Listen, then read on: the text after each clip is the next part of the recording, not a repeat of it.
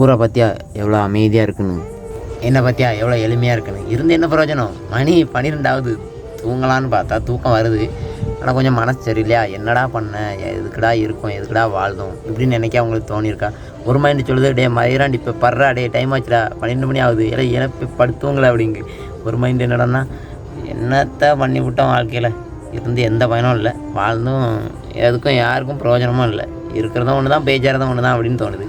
இன்னொரு மைண்டு ஏதாவது ஒரு பொருள் மேலேயோ திங்ஸ் மேலேயோ ஆசை வருது. நமக்கு களவெடுக்கிற புத்தி கிடையாது, தண்ணி தம் அடிக்கிற புத்தி கிடையாது.